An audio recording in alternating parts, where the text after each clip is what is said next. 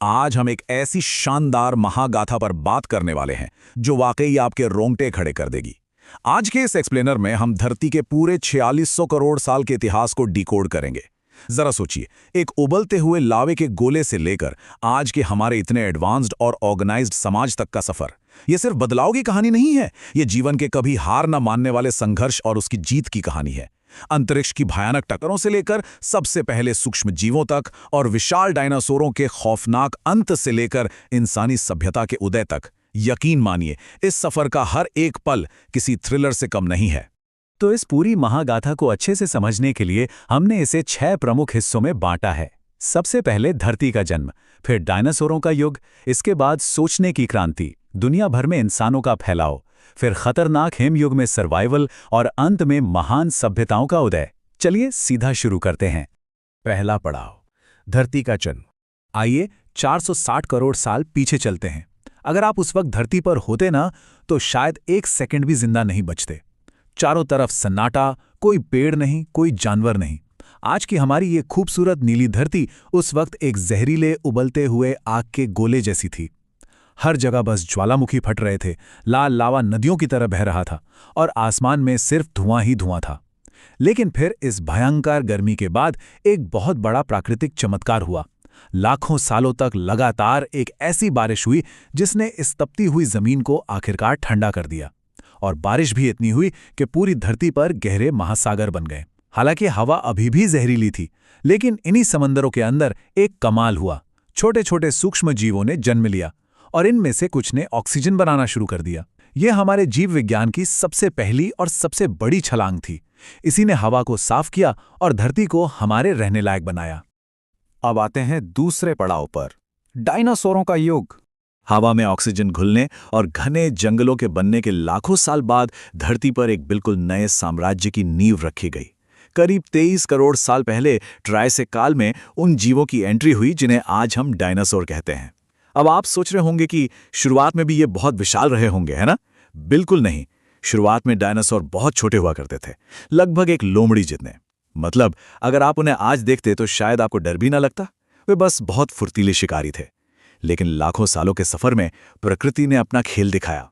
ऊंचे पेड़ों तक पहुंचने की रेस में जुरासिक काल तक आते आते कुछ डायनासोर चलते फिरते महल जैसे बन गए, जैसे कि ब्रैकियोसॉरस, जो 85 फीट लंबे और 40 टन भारी हो गए।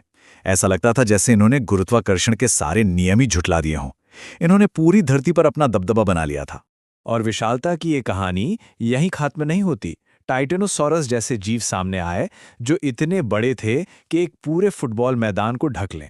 जब वे चलते थे ना, तो सच में धरती कांपती थी। लेकिन ऐसे में एक बहुत ही रोमांचक सवाल उठता है, क्या इतने विशाल जीवों का ये सुनहरा साम्राज्य धरती पर हमेशा राज करने वाला था? क्या प्रकृति इस खेल को ऐसे ही चलने देने वाली थी? इस सवाल का जवाब आसमान से आया, और वो भी एक खौफनाक रफ्तार के साथ। अंतरिक्ष के सन्नाटे को चीरता हुआ 10 से 15 किलोमीटर चौड़ा एक विशाल उल्कापिंड धरती की तरफ बढ़ रहा था। और उसकी स्पीड पता है कितनी थी? 70,000 किलोमीटर प्रति घंटा। इतनी तेज रफ्तार की पलक झपकते ही सब कुछ तबाह हो जाए। करीब 6.5 करोड़ साल पहले जब ये उल्कापिंड मेक्सिको के तट पर टकराया तो पूरी दुनिया बस एक झटके में बदल गई। भयानक सुनामी आई, पूरी दुनिया के जंगलों में आग लग गई और आसमान में महीनों तक सिर्फ धुआं और राख छाई रही। सूरज की रोशनी आनी बिल्कुल बंद हो गई। इसी अंधेरे और कड़ाके की ठंड ने विशाल डायनासोरों के युग का हमेशा के लिए दर्दनाक अंत कर दिया। लेकिन कहते हैं ना, हर अंत एक नई शुरुआत लेकर आता है। अब प्रकृति का मंच खाली था और एक नए दावेदार के लिए जगह बन चुकी थी। तो यहाँ सबसे अहम बात यह है कि तबाही के बाद धरती फिर से हरी भरी हुई और स्तनधारियों का युग शुरू हुआ। करीब 2.5 करोड़ साल पहले अफ्रीका में मौसम बदलने लगा और घने जंगल खुले घास के मैदानों में बदलने लगे। जो प्राइमेट्स अब तक पेड़ों पर मजे से रहते थे, उन्हें खाने की तलाश में नीचे उतरना पड़ा। यहीं से शुरुआत हुई बायपेडल चाल, यानी 2 पैरों पर सीधे चलने की। ये सिर्फ चलने का एक नया तरीका नहीं था, बल्कि बदलते हालात में जिंदा रहने की एक मास्टर टैक्टिक थी। और सच कहूं तो इसी एक बदलाव ने आगे चलकर हमारे इंसान बनने का रास्ता साफ किया। और यहीं से शुरू होता है हमारा तीसरा पड़ाव, सोचने की क्रांति। 2 पैरों पर चलने के बाद इतिहास में एक और बड़ा मोड़ आया। करीब 3 लाख साल पहले पूर्वी अफ्रीका में होमो सेपियंस यानी हम आधुनिक इंसानों का जन्म हुआ। आपको शायद पता ना हो, उस वक्त धरती पर इंसानों जैसी और भी कई प्रजातियां थीं, लेकिन होमो सेपियंस की असली ताकत उनके शरीर की मांसपेशियां नहीं, बल्कि उनका एडवांस दिमाग था। हालांकि इन शुरुआती इंसानों की जिंदगी बिल्कुल भी आसान नहीं थी। हर दिन मौत को मात देने जैसा होता था। वे 10 से 20 लोगों के छोटे झुंडों में रहते थे। उनका कोई पक्का घर नहीं था। वे घने जंगलों में शिकार करते, फल खोजते और रात को खतरनाक जंगली जानवरों से बचने के लिए गुफाओं में आग के पास दुबककर बैठे रहते थे। इस मुश्किल जिंदगी ने उन्हें हर बारीकी को समझना और एकजुट होकर रहना सिखाया। और फिर इंसानी दिमाग में एक ऐसा विस्फोट हुआ जिसने सच में पूरी दुनिया का नक्शा ही बदल दिया। इसे हम कॉग्निटिव रेवोल्यूशन या सोचने की क्रांति कहते हैं। इंसान अब सिर्फ वो नहीं देखता था जो सामने है, बल्कि जो मौजूद ही नहीं है उसकी कल्पना भी कर सकता था। भाषा का जन्म हुआ और सबसे बड़ी बात, इंसान ने कहानियां और मिथक गढ़ने शुरू किए। इन्हीं कहानियों और मान्यताओं पर यकीन करके हजारों अजनबी लोग एक साथ जुड़ सकें और साथ मिलकर काम कर सकें।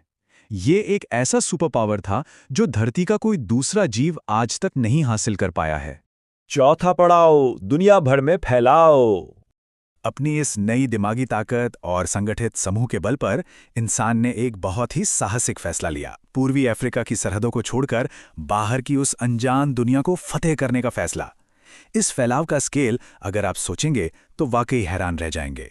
बिना किसी मैप, बिना जीपीएस और बिना किसी आधुनिक दवा के इन इंसानों ने उफनती नदियां पार की, ऊंचे पहाड़ लांघे और खतरनाक रेगिस्तानों को मात दी। 50,000 साल पहले वे ऑस्ट्रेलिया पहुंच गए, फिर 40,000 साल पहले यूरोप और करीब 15,000 साल पहले अमेरिका की धरती तक अपना परचम लहला दिया। अफ्रीका के जंगलों में कभी खौफ में जीने वाला जीव अब दुनिया के हर कोने में अपनी धाक जमा रहा था। और इस सफर की सबसे दिलचस्प बात क्या है पता है? होमो सेपियंस इस सफर में अकेले नहीं थे। जब वे यूरोप और एशिया पहुंचे तो वहां पहले से ही निएंडरथल और डेनिसोवन जैसी अन्य इंसानी प्रजातियां रह रही थी। पहले हमें लगता था कि हमने उन्हें बस लड़कर खत्म कर दिया होगा, लेकिन डीएनए एविडेंस से एक चौंकाने वाला सच सामने आया है। आज भी यूरोप और एशिया के लोगों के डीएनए में 1 से 4% हिस्सा निएंडरथल या डेनिसोवन का होता है। इसका सीधा सा मतलब है कि हम सिर्फ लड़े नहीं, बल्कि हमने उनके साथ मिलकर परिवार भी बसाए। अब चलते हैं 5वें पड़ाव की ओर, हिमयुग और सर्वाइवल। दुनिया भर में फैलने के बाद इंसान का सामना प्रकृति की एक और भयानक परीक्षा से हुआ। आज से करीब 20,000 साल पहले धरती का तापमान अचानक गिर गया और एक भयंकर हिमयुग की शुरुआत हो गई। समंदर का जल स्तर 120 मीटर नीचे चला गया और चारों तरफ बस बर्फ की एक सफेद चादर बिछ गई। जहां दूसरे बड़े बड़े और ताकतवर जानवर इस -20 डिग्री वाली जानलेवा सर्दी में दम तोड़ रहे थे, वहीं इंसान की सबसे बड़ी सुपर पावर काम आई, हालात के हिसाब से खुद को ढालने की ताकत। उन्होंने अपना दिमाग चलाया, जानवरों की खाल से कपड़े बनाए, गुफाओं को अपना ढाल बनाया और आग पर पूरी तरह महारत हासिल की। इस भयंकर ठंड में जिंदा बच निकलना ये साबित करता है कि हम कभी हार न मानने वाली प्रजाति बन चुके थे। छठा और आखिरी पड़ाव, महान सभ्यताओं का उदय। हजारों साल बर्फ की कैद में रहने के बाद करीब 11,000 साल पहले धरती ने फिर करवट बदली। तापमान बढ़ा, बर्फ पिघली और नई नदियां और झीलें बनी। इसी बदलाव ने इंसानी समाज की सबसे बड़ी और अंतिम क्रांति की नींव रखी। एक घुमंतू शिकारी जीवन से स्थायी खेती वाले जीवन में आना कोई छोटा बदलाव नहीं था। अब इंसान को रोज रोज खाने के पीछे भागने और थकने की जरूरत नहीं थी, क्योंकि हमने बीज बोना सीख लिया था। एक जगह रुककर घर बनाने और खेती करने से इंसान के पास अब सबसे कीमती चीज बचने लगी थी, खाली वक्त। और इसी फ्री टाइम में कमाल के आविष्कार हुए। गीली मिट्टी से बर्तन बने, तांबे को पिघलाकर मजबूत औजार बने और सूती धागों से कपड़े बुनने शुरू हुए। और ये बात कितनी शानदार है कि खेती की शुरुआत के बाद इन्हीं नदियों के किनारे पहली महान सभ्यताएं फली फूली। मेसोपोटामिया में दुनिया के पहले शहर बसे, पहले लिखित कानून बने और विशाल मंदिर बनाए गए। वहीं दूसरी तरफ हमारी सिंधु घाटी सभ्यता, जो आज भी अपने आप में एक बड़ा रहस्य है, वहां कमाल की इंजीनियरिंग देखने को मिलती है। बिल्कुल ग्रेट पैटर्न वाली सीधी सड़कें और बेहतरीन अंडरग्राउंड जल निकासी व्यवस्था। लेकिन सिंधु घाटी की सबसे हैरान करने वाली बात यह है कि वहां किसी राजा या युद्ध के बड़े हथियार होने का कोई सबूत नहीं मिला। ये एक बेहद शांत और उन्नत समाज की ओर इशारा करता है। जैसे जैसे ये खेती वाले छोटे गांव बड़े शहरों में बदले, समाज का पूरा ढांचा ही बदल गया। अनाज ज्यादा उगने लगा तो व्यापार बढ़ा, और जब लोग ज्यादा हो गए तो एक लीडरशिप या सिस्टम की जरूरत महसूस होने लगी। यहीं से काम का बंटवारा हुआ, कोई किसान बना, कोई कारीगर तो कोई सैनिक, और इन सब के ऊपर आ गए राजा और पुरोहित। ये लोग सिर्फ अपनी ताकत से नहीं बल्कि आस्था, कानून और भगवान का दूत होने के नाम पर राज करते थे। और बिल्कुल इसी तरह से टैक्स, फौज और बड़े बड़े महलों का वो दौर शुरू हुआ जिसने हमारे आज के समाज की रूपरेखा तय की। तो इस पूरे शानदार सफर के अंत में ये एक सवाल हमें गहराई से सोचने पर मजबूर कर देता है। जरा कल्पना कीजिए, 460 करोड़ साल पहले जो सिर्फ एक उबलता हुआ आग का गोला था, वो आज एक ऐसे समाज में कैसे बदल चुका है जहां कानून है, आस्था है और एक जटिल व्यवस्था है। ये सफर इंसान की हिम्मत, उसकी कभी ना खत्म होने वाली जिद और प्रकृति के हर रंग में खुद को ढाल लेने की हमारी अद्भुत क्षमता की गवाही देता है। इतिहास का ये पूरा चक्र हमें बार बार याद दिलाता है कि हमारा इस ब्रह्मांड में होना कितना दुर्लभ है और हमारी ये कहानी कितनी शानदार है। तो आगे क्या होने वाला है हमारी इस कहानी में? खैर, ये सोचने वाली बात है।